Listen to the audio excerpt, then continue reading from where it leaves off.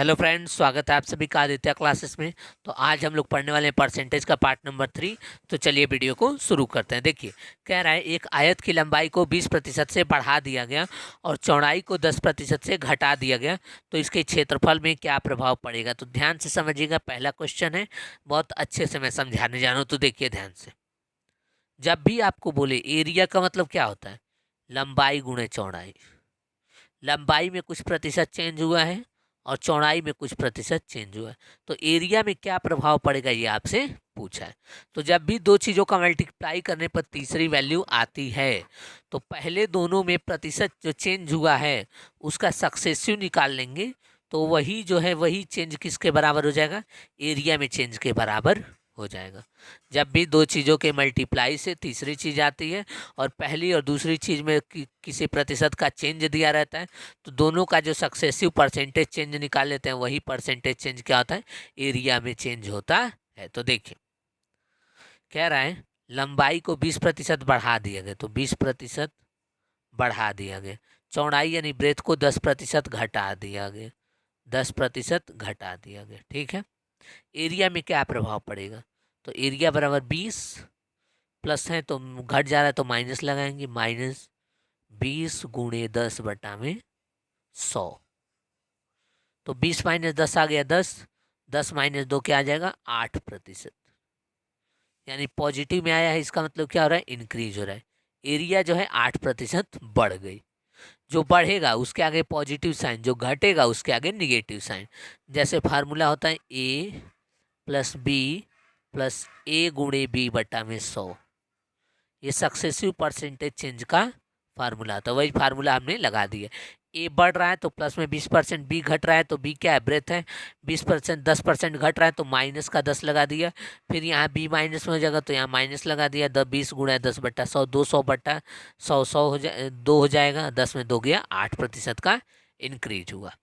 ठीक है, चलिए आगे बढ़ते हैं, अगला सवाल देखते हैं। चलिए दूसरा सवाल देखिए, एक आयत की लंबाई को 30% से बढ़ा दिया गया और चौड़ाई को 20% से घटा दिया गया, तो इसके क्षेत्रफल में क्या प्रभाव पड़ेगा। तो हम जानते हैं क्षेत्रफल बराबर लंबाई गुणे चौड़ाई, एरिया बराबर लंबाई गुणे चौड़ाई। लंबाई में कुछ प्रतिशत चेंज हुआ है, चौड़ाई में भी कुछ प्रतिशत चेंज हुआ है, तो दोनों का सक्सेसिव ले लेंगे तो वही चेंज क्या आ जाएगा, एरिया में चेंज निकल के आ जाएगा। ठीक है, तो देखिए लंबाई 30% बढ़ गया, तो 30% के ऊपर ऐसे साइन ये बढ़ गया। चौड़ाई 20% घट गए, तो 20% के पास ये वाला साइन। तो एरिया में जो चेंज आएगा वो आएगा 30 -20 -30 गुणा 20/100। 30 में से 20 गया, 10 आया, 10 - 6, 4% का इंक्रीज हुआ, 4% एरिया बढ़ गई। ठीक है, समझ में आ गया। 30% बढ़ी, 20% चौड़ाई घट गई, तो 30 - 20 और घटी है तो माइनस का साइन लगाएंगे। 30 गुणे 20/100, तो 30 गुणे 20 600, 600 को 100 से भाग देंगे 6 आ जाएगा। 30 में से 20 घटाएंगे 10 आ जाएगा, 10 में 6 गया क्या आ जाएगा, 4 आ जाएगा।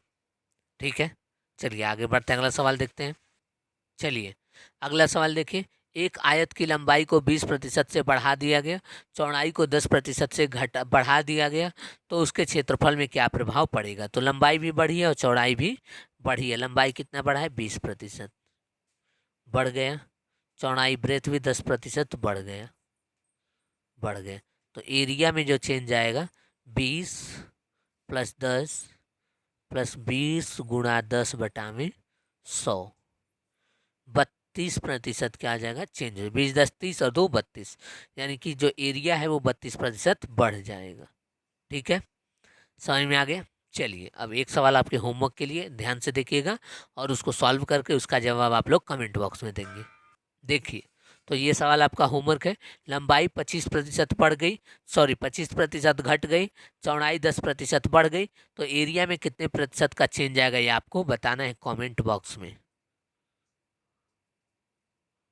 कमेंट बॉक्स में।